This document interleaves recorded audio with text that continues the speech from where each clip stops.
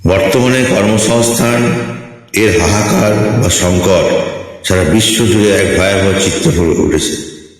এর পেছনে অনেক গভীর বাস্তবসম্মত কারণ রয়েছে।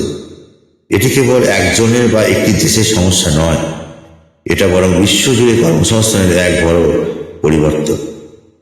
বর্তমানে বাজারে যে ধরনের কাজের চাহিদা বেড়ে চলেছে, যেমন এআই, ডেটা সায়েন্স এবং ডিজিটাল ম্যানেজমেন্ট, সাধারণ শিক্ষা ব্যবস্থা থেকে বেরিয়ে আসা শিক্ষার্থীদের মধ্যে সেই সব প্রায়োগিক দক্ষতার অভাব দেখা যাচ্ছে।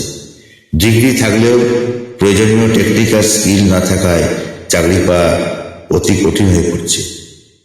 এআই এবং অটোমেশনের প্রভাব, চ্যাটজিপিটি বা অন্যান্য কৃত্রিম বুদ্ধিমত্তার কারণে অনেক সাধারণ এবং এন্ট্রি লেভেলের কাজ কমে যাচ্ছে।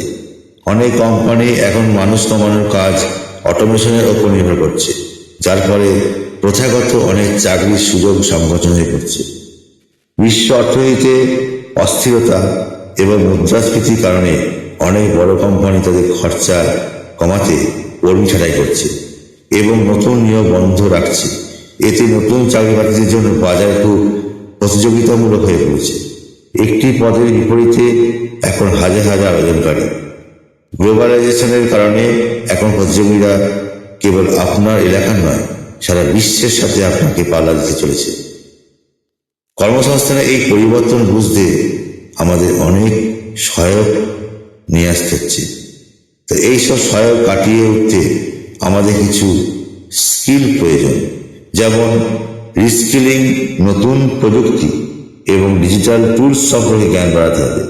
Soft skills, communication, critical thinking এবং প্রবলেম সলভিং ক্ষমতার জোর দিতে হবে। নেটওয়ার্ক ডিজিটাবিলিটি সিভির ওপরে নির্ভর না করে লিঙ্কডইন বা অন্যান্য মাধ্যমে প্রফেশনাল যোগাযোগ তৈরি করা, এটাই আমার মতে সব থেকে সাফল্য বা সহায়কের মূল কেন্দ্র হতে পারে। তবেই এই কর্মসংস্থানের সংকট থেকে কাটিয়ে উঠতে পারা যাবে। ধন্যবাদ।